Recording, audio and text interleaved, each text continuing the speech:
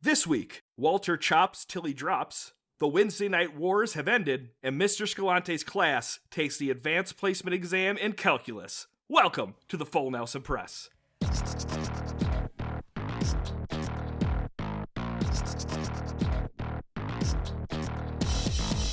Hello everyone and welcome to the Full Nelson Press. My name is Brandon Kirkpatrick. I'm here with my co-host Peter O'Brien. Make sure you subscribe to the Full Nelson Press on YouTube and find our audio feed on any podcast app. Pete, are you ready? It's time to stand and deliver. Okay, so halfway through the first night, I was just wondering, I'm like, when does the math start? Where's Mr. Scalante? I haven't seen Mr. Scalante even show up. I haven't seen anybody run out of class. He didn't do the little finger gestures he does to show you how to do. But technically, NXT was the fingers because everyone was stomping on phalanges and destroying phalanges. Thank you, Beth Phoenix, for saying phalanges. Well, I think there's some really good similarities between the Stand and Deliver movie and the NXT Stand and Deliver because, the first half of the movie's really good, but then as soon as they get caught cheating, then it just goes downhill from there, I feel like. Nope, not respecting that. That movie was edge of your seat thrill ride from start to finish. I will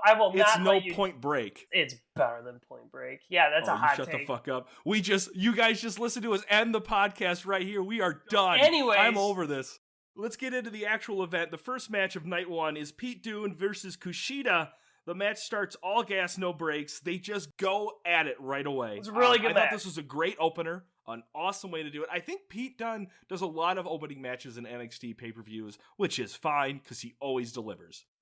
He's in a lot of main events though too. War Games, he was in the main event. He's a good, solid performer. He had match a couple of years ago with Tyler Bate, and that may have not been the opener, but that was a 5-star match. I loved that match. It was a good overall match, the way him and Shida just work together. I mean, I am the person who kind of gets bored when it slows down, but this match here just even when they were doing all their submissions and everything, I was pulled into it. The finger thing, what is it? I am the finger man, as Scalante would say. If you're fighting Pete Dune, do you really want to fight Pete Dune? I mean, what if he accidentally slips up and literally shatters your fingers? The other thing with this one is they were going almost too fast to the time that they were timing was off and they were missing up moves, but they were able to recover or change the way they would do the move where obviously they were supposed to do something else instead of a really crazy arm bar. Yeah. But they were able to recover just fine. But I feel they missed a couple spots they wanted to do in this match. Yeah, but I thought overall the match was great. It was a great way to kick off the event. I'm glad Pete won because I felt he was kind of wallowing in that territory of is he ever going to win a match? Right. I'm glad he won because Sheeta's kind of known and everything like that. So it was a good quality win for Dunne. And it also didn't make Shida look weak. Yeah, I really much enjoyed it. The second match is the 6-man Gauntlet Eliminator match. This is to determine the number one contender for the North American Championship on the following night. It's Leo Ruff, Isaiah Swerve Scott, Bronson Reed, Cameron Grimes, Dexter Loomis, and LA Knight. The match starts with Swerve and Leon Ruff, which they just, I don't know. It's okay. Get out of here. Those two put on a show to start. And also, Swerve Scott killed it. I really like Swerve Scott. I just don't like Leon Ruff. Yeah, I know you don't. I don't get why. It's not like he's doing anything. He isn't going to become a contender. He's there to sell. There's nothing wrong with him. I don't know how you can hate a guy like that. I can literally sit here and say, I hate Gargano. Why? Because his matches are boring. I don't care. I've seen him 100 times. I'm over Gargano. I can say that. Leon Ruff, you're just I don't know. I just don't like him. Because why? Is he a filler? Well, that's what I think it is. Someone else could take this spot. Who? Name someone. Either one of the members of Fandango. Why would you do that? They're a great tag team. Why would you break up a tag team? I wasn't saying break them up. I was just saying put them in the match. Once you do one singles run with one of them, it's over, and It's not even a singles run. You just put them in a match. Nope. It's one little singles match, whatever. It's over, and then Fandango's pointless, and we lose a tag team. Isaiah Swerve Scott and Ruff killed it. They were great, and it was a great way to start because then who came in next? Bronson Reed was next. And they're really pushing him to be the guy, that powerhouse dude. Totally dug it. I really like how they're building up Bronson Reed. My big problem Is it weird that I'm seeing Keith Lee again? I don't know if they're pushing Bronson Reed as hard as they did Keith Lee. I think they also have the attitude that they know Bronson Reed is going to stay down in NXT for a while. I think they knew Keith Lee was just going to be a quick transition from NXT to WWE. I'm okay with people transitioning, to go up, and I'm also okay with people staying on NXT because I feel like NXT is its own power now. Like, I don't look at NXT as development anymore. Right, but it also really wouldn't surprise me if Bronson Reed is on NXT for 2 more years. That would not surprise me. Well, no, that's fine, but, where's he going to go? That's the problem WWE has painted the picture for a lot of us viewers. What's going to happen with Bronson Reed? He was great in this match. He looked like a powerhouse. He put on moves. It was really fun to watch Bronson Reed. But then I'm like, he's just going to be in NXT. And then when he gets to the main card, he's just going to wallow it away and become a comedy figure. It's going to happen. Bronson Reed, I think, is a character that hopefully he's just someone that they just need to find the right gimmick for. Because, Bronson Reed doesn't have a gimmick. He's just a big dude that pays tributes to old big guys every takeover, which is cool. But people like Bronson Reed are people who are just waiting for WWE to figure out where is he going to be. Now, is it going to be a good decision for him to be like a future bodyguard for somebody? Maybe. But maybe not. I mean, look at it was kind of cool seeing the Authors of Pain kind of join Seth Rollins for a while. I know it was brief, but I think if they would have concentrated on that more, I think you would have gotten more character development out of the Authors of Pain in that, because you already know they're great wrestlers. We've seen all the takeovers of them being great wrestlers. It's in a nutshell, and I get what you're saying with them being added, but I just don't see a future in WWE with Bronson Reed. Now in NXT, I loved it. And with him and Swerve and Ruff going at it, it was a really good pacing to that match with some great spots with those three, and it worked. Yeah, because I think as soon as Bronson Reed comes out, he kind of takes over the match. Yeah. That's until Cameron Grimes comes out and pays off Swerve to help him out, which I thought was genius. I loved it, and I really hope they don't make that a long-term thing for Swerve. I hope it's something that Cameron could just do when he's in matches that are more than 2 opponents. I don't see any future of those two being together, but Cameron Grimes is someone who I truly hated. I hated his voice. I hated his song. I hated him talking. I hated the straight to the moon thing. And now he's this rich hillbilly type character, just throwing his money around, and I dig it. Because Cameron Grimes as a wrestler, dude, some of the moves he was doing, I was just like, wow, he knows what he's doing. Right. It was just the character hurdle, and I think I'm starting to turn around and become a fan of Cameron Grimes. But same here. I think he just needed a different character because the dirty gimmick wasn't working, but the dirty rich gimmick, it's killing it. Yeah, because Loomis comes out, and Loomis is basically how I would look at myself being a WWE creative character. When he walks out, that's what my character looks like. I'm I always put tattoos. I always make myself look big. And I always have that short color hair that doesn't fully match mine. But I'm that's me. Loomis is the best. Loomis has a future. Loomis has box office. Loomis has that aura of eeriness, but not too scary like The Fiend. He's just weird. You can tell he's still a little green in the ring. He's still getting better. So once he tweaks that, but oh my God. I love Loomis. I agree. Yeah, so Loomis comes out, he hangs out for a little bit, then LA Knight comes out just to make an appearance. We really didn't even get to see much of what he did. And then, like I said, the match just keeps carrying on with them just pushing Bronson, which was great. We skipped one of the coolest spots between Grimes, Swerve Scott, and Bronson.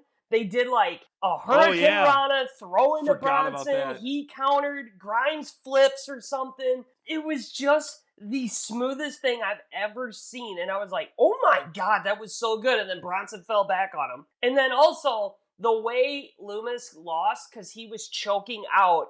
I can't remember who he was fully choking out, but then LA Knight pinned him when he wasn't paying attention. Loomis slithers out of the ring, and while LA Knight's being all cocky and he's finally getting to do a couple moves, he gets knocked out. And Loomis is still staring in the background watching him, and then he just chokes him out. I was that was so creepy, because I don't know if they planned it or not, but the camera angle of LA Knight and Loomis just staring at him in the background. Oh, I loved it. So that kept that, and I would really actually like to see that program of those two going Yeah, at I it. would like to. I hope that that's what that was, is just a sampling of LA Knight and Dexter Lumis, because LA Knight looks like he's somewhat entertaining on the mic. We haven't gotten too much of what he's been able to do, but he seems pretty confident on the mic. And just what Dexter Lumis's characters, he's almost perfected it. Exactly. I'm hoping that we get to see more of that. And the fact that Swerve Scott was the last one with Bronson, dude, Swerve put on a show. He was really good, but Well, yeah, he was the workhorse of the whole match. He was going crazy, but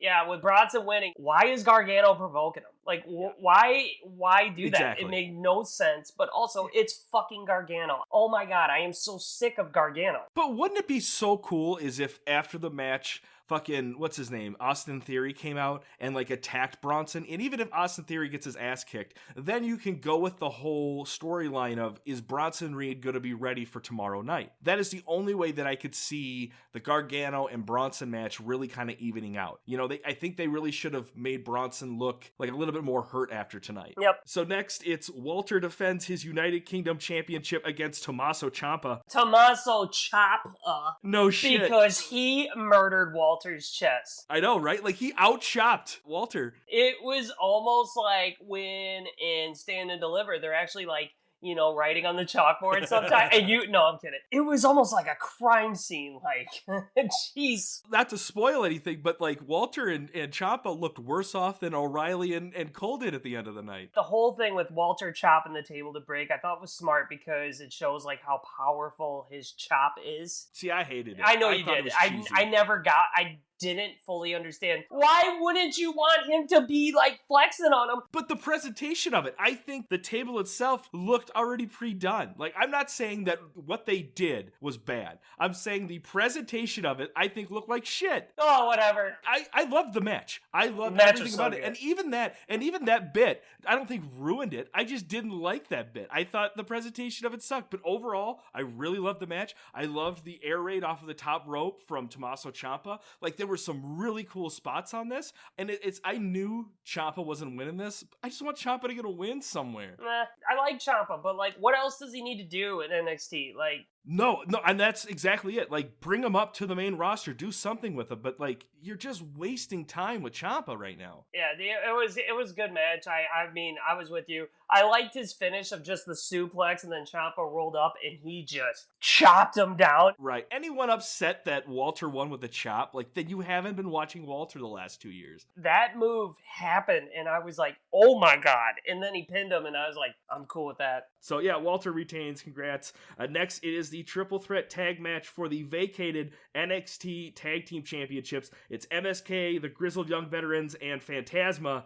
Crazy good match. This match was amazing. I love this match. It was off the wall. It's the off the wall sticker I'm putting on it. Oh my god, there was spot after spot after spot, and MSK is so good. Like, that is what WWE needed. Re-energize the tag division, and NXT is doing that. They gave you 3 random teams, and we're like, here, fucking do something. But they're teams. Yeah, they're teams. It was really cool to see Fantasma. I think they got awesome highlights here. It was more TV time for those two. I loved this. It wasn't even cool spots. That was cool. It was cool tag team spots that were timed perfectly. Yes, and that's the thing, is like, it wasn't random. They're actual teams too, which makes it mean so much more, instead of like New Day taking it on Sheamus and some random, and you know, like, that's what I'm saying. Right. There's no tag teams up top, and that's why everyone's so sick of the tag team build up in the main roster, because it's so poorly run.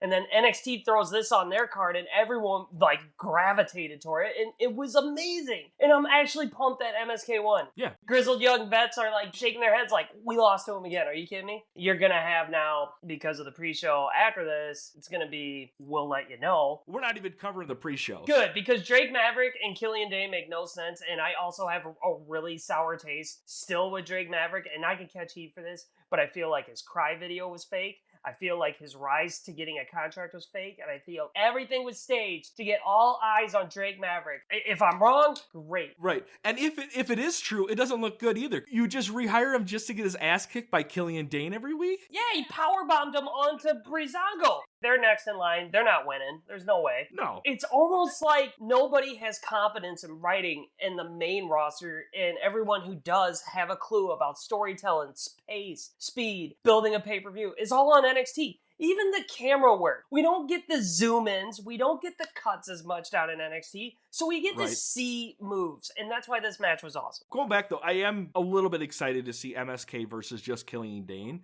Just because of the cool moves I think they're going to be able to do. Yeah, I guess. I don't know. Like, there is a positive there. They're not taking on, like, Otis and Tucker. Now it's the main event of the first night. It's the NXT Women's Championship match. Io Shirai versus Raquel Gonzalez. Another great match. A great main event. Really loved this match. Really dug it. It's cool to see. Raquel, I think, is getting a steady push.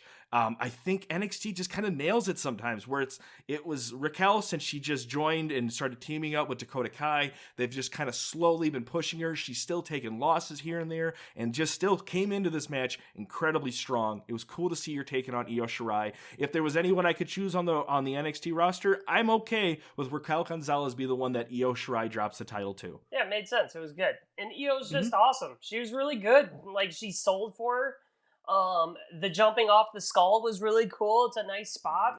It was a really good match, and it was maybe the low part of the first night, but what is that telling you? Like, how great the first night was. But yeah, I would say, like, overall, out of all the matches, that was probably, like, the lowest, but that's nothing against them. Like, it was still good. The one thing I thought was, like, a big theme I saw in a lot of the matches tonight was, like, little person versus big person. And they didn't really focus on that with Io Shirai. It was cool to see, like, them talking about Raquel about being a powerhouse, but then showing up Io Shirai being the speed and being able to get onto the top rope and do some really cool maneuvers. It was just really cool to see a contrast to how they typically, and how we'll see tonight, of how they build little person versus big person. Yep. So that is the first night. Second night, the first match of the night is it's the ladder match to determine who is the undisputed NXT Cruiserweight Champion. Jordan Deville versus Santos Escobar. A lot of flips, a lot of ladder tosses. You're gonna be so mad at me. Jordan Devlin. What did I say? Deville? Yeah, you're right. Devlin. Jordan Devlin took some bumps. The one where he jumped out of the ring and smacked his head on the back of the table, I actually thought that one, I was like, that fucking hurt. That didn't look good. It was a good ladder match. I've seen better ladder matches. Oh yeah, for sure. The dive when Escobar threw, I think it was Devlin, into the ladder on the outside was really good. And then just how that headbutt, and when Jordan fell through that ladder, I was like, oh. The one thing I didn't like about this match was, and this was nothing against the wrestlers, it was the production. I get being safe and having the refs hold on to the ladders when they do their big moves, like the big moonsault and the big, like, suplex. Just try to cut them out. Don't put him in the shot. Don't focus on him. Don't put him on the shot. I am 100% support that. I'm not asking for a dangerous work environment. I don't want OSHA getting involved in my NXT matches. No, but just cut him out a little bit is all I want. They also had the Spanish fly from the ladder was good. Devlin doing the backflip or front flip, whatever way he flipped from that tall ladder. There was good spots. It was good. It was a good overall. Escobar winning, I think, is smart. I think Escobar with his faction, I think it makes sense. I think they're actually making, like, the cruiserweight belt matter. Like, I don't know slight against Devlin. I think he's a good wrestler, but, like, he was over in the UK for a year, so a lot of people forgot he was even the title holder. Right. The only time we remembered is when everyone said interim Cruiserweight champion, and you're like, why is he fucking interim? I don't understand. I think if we would have had a crowd here, I think we would have had a completely different reaction to Fantasma actually coming out and interfering in this match, because I think they were so over from the night before. I love the match. I think it was a smart way to open. Next, it is the NXT Women's Tag Team Championship match. Ember Moon and Shotzi Blackheart versus The Way, which is Candice LeRae and Indy Hartwell. The match was all right. It was kind of a dud, and Shotzi Blackheart almost died. She did. And then the camera turns and just unfortunately got a little of Ember's Moon. Why did they focus on Ember Moon's ass crack for like 4 minutes? It was a solid, like, it was like, I think like 10 seconds, but 10 seconds feels like an 4 minutes. Eternity when there's a butt crack on your screen, and Ember's Moon was just there. And so, but he turned the camera because of the terrible fall Blackheart did, so he's like, okay, I'm on Ember. Oh no. And they're like, hey, and he was probably looking down like, hey, are you guys okay? And then someone's like, Mark, turn the camera. Ember's butt cracks out. What? Oh no. Because back in the gorilla position, the peacock phone is going off, Yep. and they're like, oh no. Oh no, NBC. Oh no. Yeah, like you said, the match was fine. I like these two tags. The sketchy end to that total eclipse, though? Yeah, that was weird. Something was weird there. Something didn't look right. Like I said, it was okay. I like Shotzi Blackheart and Ember Moon as a team, actually. I think they make sense. I'm glad they're doing something with Ember Moon because she's actually really good. And how she got buried on the main card, no idea, because they have no women's wrestlers. But that's the thing. Like, I don't understand why you're putting a NXT women's tag team belt on NXT. You could barely hold any female teams together. That's what I'm saying. It makes what's no next sense. for Shotzi and Moon? Who's next for them? Why don't they just unify this belt because of the lack of tag teams you have? That was the original rules. They said this belt is going to randomly start showing up on other shows, which I thought was a great idea because you have a huge roster of women, but such a small roster pool of teams. Why don't they just do that with the men's belts too? Let those travel between NXT and WWE because you don't have the rosters. And if you're saying like the New Day is so good as a tag team, I don't believe so. I think they were just handed the belts, and the situation why they have like 100 title reigns is because they have no one else to wrestle them. Like, I'd love to know the percentage of how many times they took on the Usos. Yeah, and then they went to the Hurt Business now. How many times have the New Day taken on a team that hasn't even been around for 6 months? You had DIY, you had The Revival, you had Ascension, you had American Alpha, you had Heavy Machinery, you had all these great tag teams in the main roster, or in NXT, and you just blow them up because reasons. Jason Jordan is Kurt Angle's kid. What? Chad Gable is Shorty G. What? What the hell is Tucker gonna do by himself? He's pointless by himself. I'm sorry. And Otis is not good by himself either. And now Otis is with Chad Gable, which makes no sense because you had two good tag teams if you would have left all four together. And I guarantee a year from now, we'll be talking about how the Mysterios are tag team champions. Yep, because they have no one else to take them on. It's just old. And I'm sorry, I'm such an advocate for tag team, and that's why AEW gets it right, and even NXT. But the women, I don't get it. You had the Iconics. They were really good. Why break them up? The women tag champions for the main roster is just two top people because they can't get them into the main card championship. I feel like that's what they are.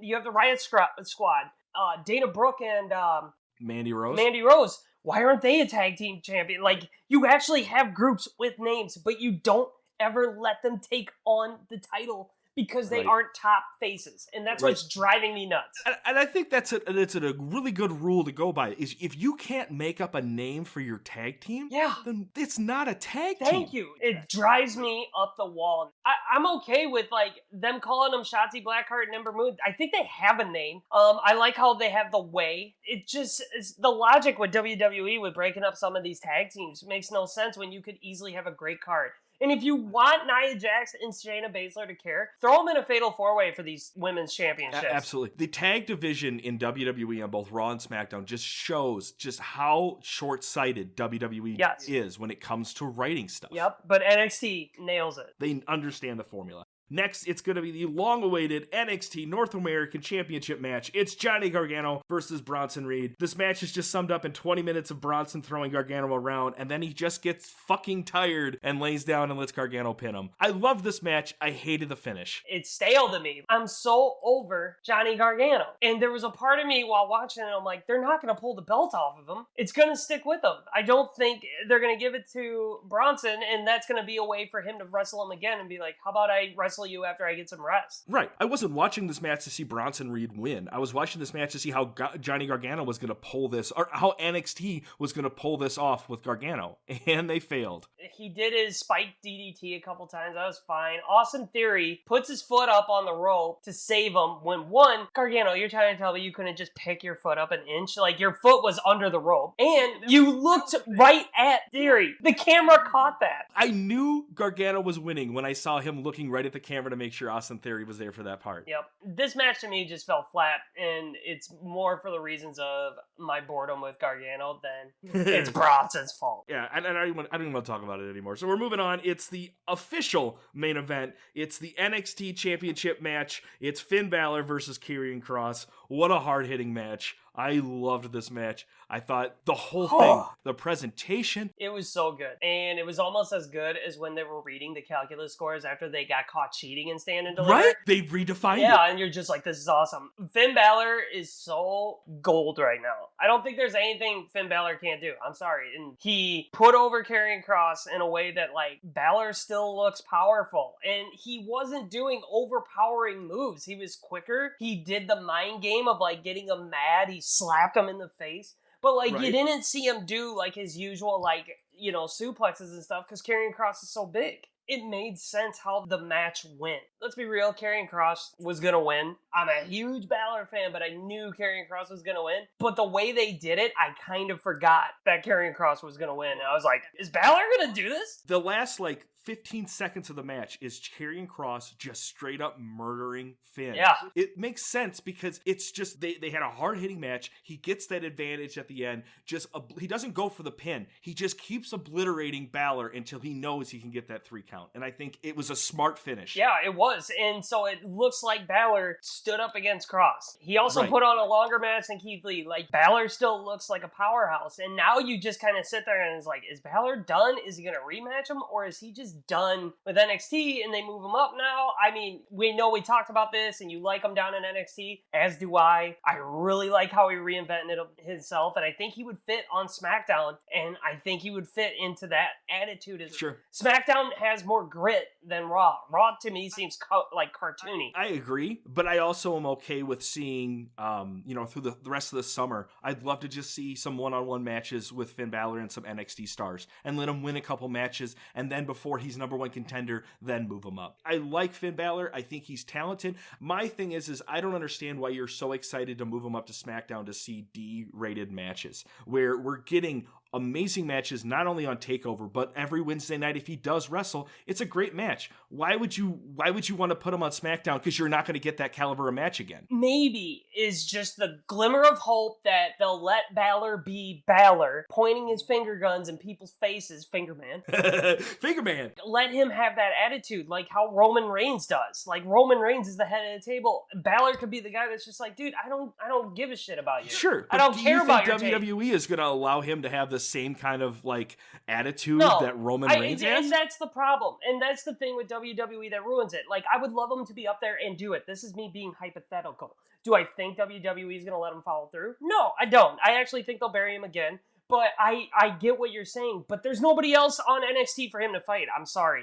He's fought Kross. Like, there's no other singles people. Like, maybe Loomis. Why not have him? Why not have him with a feud with Loomis? I don't seeing see him with why, LA though. Knight. I wouldn't mind seeing him with Bronson Reed. You don't have to have a reason. I just want a good match and to see him take on some people. You may not see him ever wrestle again. I want once he gets Balor to moved go up to after the main Edge. roster. I want Balor to go after Edge. I want Balor to go after Bobby Lashley. Does Finn Balor need to go to Raw or SmackDown for that to happen, or can Edge come to NXT for that to happen? He ain't coming to NXT. He already came to NXT. But he's not gonna, though, dude. dude. He's not gonna. And Another hypothetical, I guess. Yeah, well, I guess I see your point, but also, I don't want him to get stale down there. And I think he had a great run. He did an awesome thing with the belt. He put on 5-star matches night after night. And I just don't see what else he can do unless he forms a faction down there. But I don't see that happening. So I just kind of hope he brings new attitude Balor up to the main roster, and you get this reinvigorated, like, injection into wrestling fans' veins of, like, this is the Balor we all wanted on the main card. You just Demon Kingdom. Let's get on to the next match. It's the unsanctioned match between Adam Cole and Kyle O'Reilly. Ooh, I hated this match. The whole thing. Let's talk about this. I hate it. All right, the setup. The Terrible. entrance songs were horrible. The whole thing with the security guards just awkwardly standing around wasn't needed. It didn't need it. You knocked out all the air in this match before the bell even rang. Adam Cole gets the Undisputed song. Pretty much figured that. Nope. They jacked that up. How long have I been saying, what's Adam Adam Cole without his song. The reason why Adam Cole is because of the boom and like the Adam Cole, baby. He needs that. He needs it. I know I'm a huge Adam Cole fan, and I can acknowledge that if he does not have that, he's getting knocked down a couple pegs. Oh, he's getting knocked down into, like, obscurity. Like, I don't think he'll make it on the main roster with that song. Without it, absolutely. It'd be like, Robert Roode not coming out without Glorious. Yeah. The match, there were some really cool, brutal spots. It just took way too long. 40 minutes. Like, 20 minutes of this match could have been cut off. Yes, I would have been fine with it. The thing with these, like, oh my god, you're my best friend, I hate you matches, like, there's so much hype, and it never lives up. Like, the whole Edge and Orton thing, like, that was a flop. And they were like, I don't want to hurt you, like, and they think about it, and it's just like, didn't you hit him on the highway? Like, didn't you go to his dojo, and now all of a sudden you're just like, oh no, did I actually, like, hurt him? It's like, dude, unsanctioned matches to me just fall flat after a while. I think the bar has been set for me when it comes to unsanctioned or hardcore or whatever you want to call those kind of matches by Britt Baker and Thunder Rosa for 2021. Right? That is the bar. And if you can't hit that bar, I don't give a fuck about your match. I mean, I'm sorry. The move where he was laying on the chair was pretty like, that was gnarly. Sure. But could have been done 20 minutes way prior. Quicker. And the whole chain thing, like, I was just like, okay. And you go, oh, he wrapped it around his knee. And then 5 seconds later, it falls down to his ankle. I'm like, it doesn't work like that, Kyle. Stop doing it. And then the nail in the coffin for me was once Adam Cole attacks the ref. Yeah, we were baffled by this. Why did the ref then get up and make the pin for Adam Cole? I don't give a fuck who you are. If I'm the referee, I'm now for an unsanctioned match. Technically, I'm just a WWE employee. Yeah. And I'd have a beef with Adam Cole. I'm not pinning this guy for you. You just attacked me. Exactly. NXT should have totally had another ref come out and finish up the rest of that match. The logic was so glaring, you couldn't focus on the match anymore. I know, you kept bringing it up because it was so true. He literally kicked him his ass and then got mad because he wasn't awake to do the pin. And then the ref goes, oh, my bad, dude. I'm sorry. Did I get in the way of your fist? Oh, let me count this for you. And he's like, guess what? You know what? Like, I learned this in Stand and Deliver. If you hold up your fingers, you can do the calculations of it. No, ref, pin the guy. There were more bits in that movie than the fingers. Yeah, but that's like the best part. And the whole... It is one of the best parts. The phalanges. But, like, that's what I don't get is there was just all this hype. I thought Kyle O'Reilly versus Balor both times was almost more dangerous than this match. Right? There was a couple things, but like when I watched Adam Cole, and this is where, and I'm not the only one who thinks this, like I understand Adam Cole can be a star. How's he ever going to beat a guy like Randy Orton? He's the size of his leg. Right.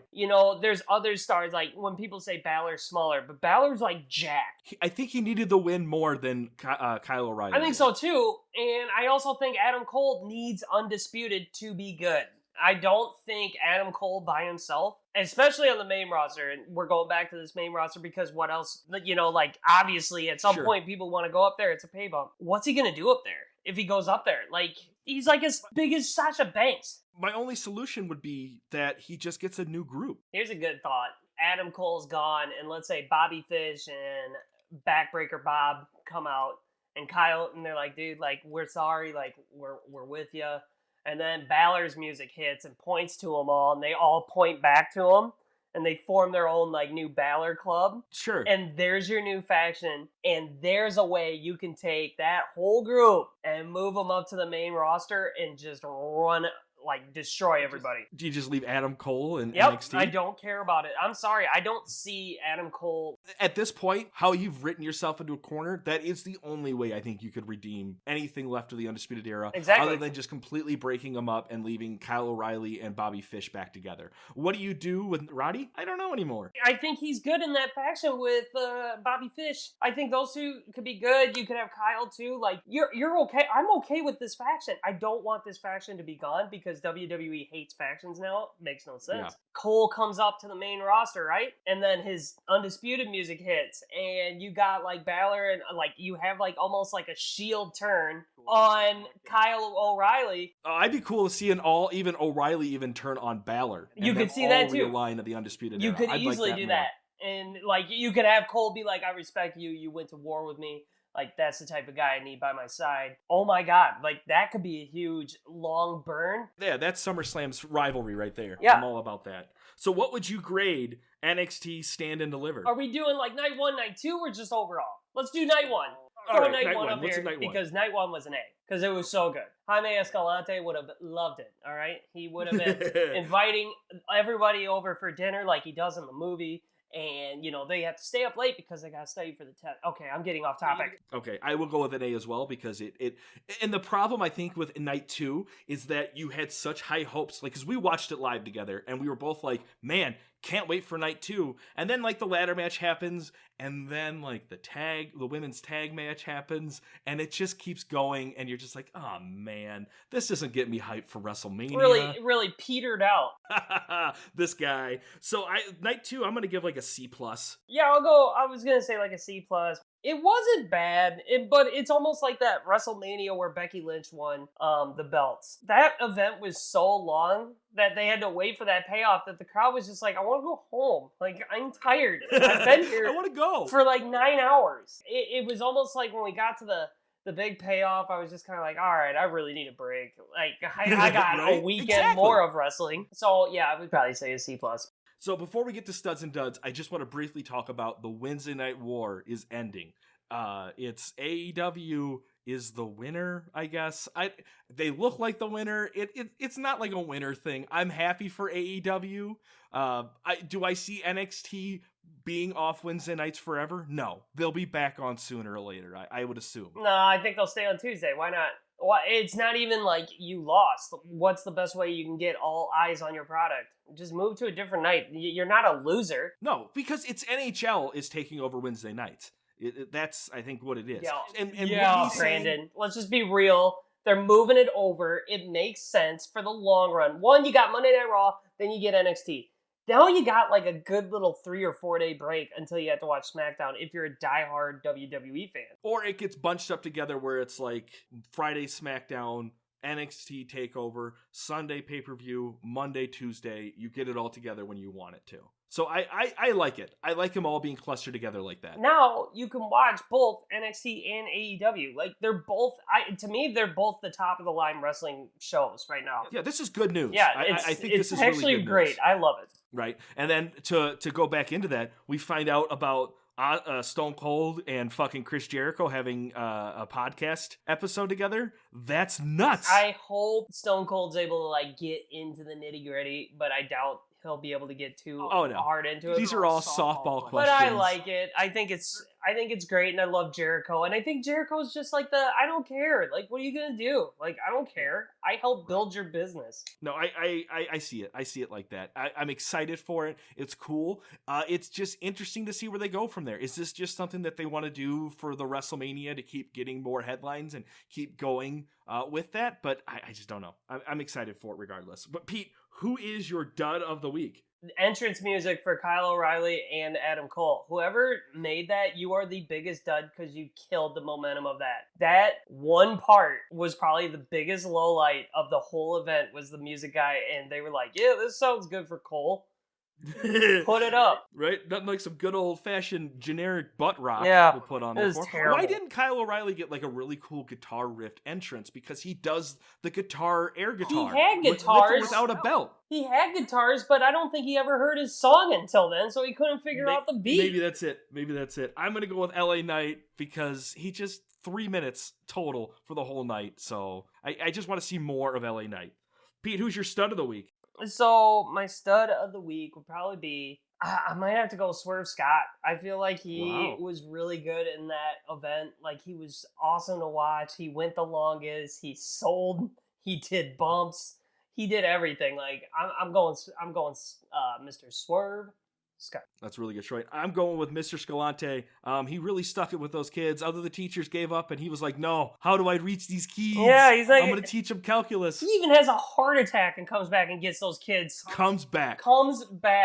Like, it's almost like the Bray Wyatt Fiend, but the Jaime Escalante calculus but teacher. Just with comb-over hair and glasses. It's amazing how many people, like, haven't heard of this movie. Like, if you haven't seen it, you should watch it, because, yeah, like I said, it's the original Dangerous Minds. It's the original, hey, teacher goes into the city and helps kids movie. Like, And this one's actually based on a true story. Like, it's actually real. So it's a and real actually, movie. because I went to go Google to make sure I was like pronouncing the name right and shit. The real life character almost looks identical to the actor. Yeah.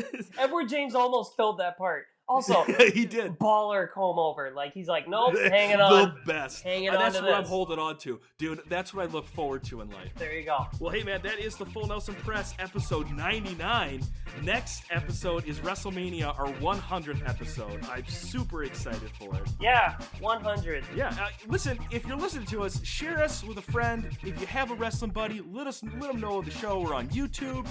We're on Facebook. We're on Twitter at TFNP. You can follow Pete here at MVP360. I'm Johnny, JONNY_Tango. Pete, what have you been playing? Oh, buddy. Cyber Shadow.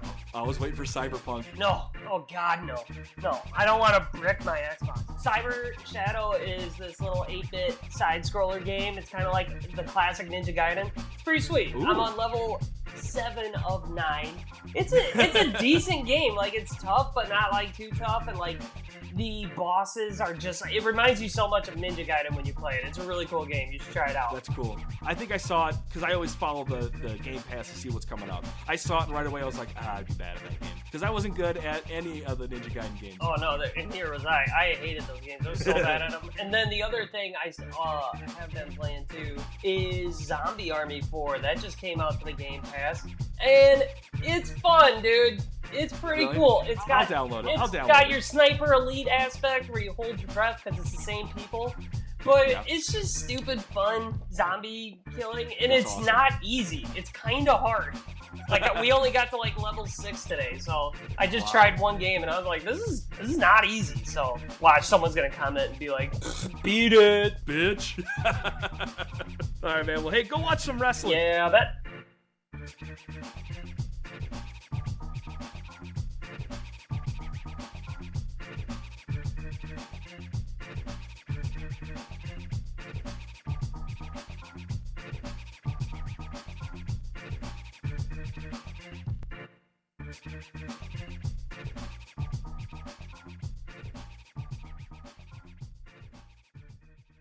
Thank you for listening to this Belly Up Sports Podcast Network product. Some said we go belly up, so we made it our name, and we're still here.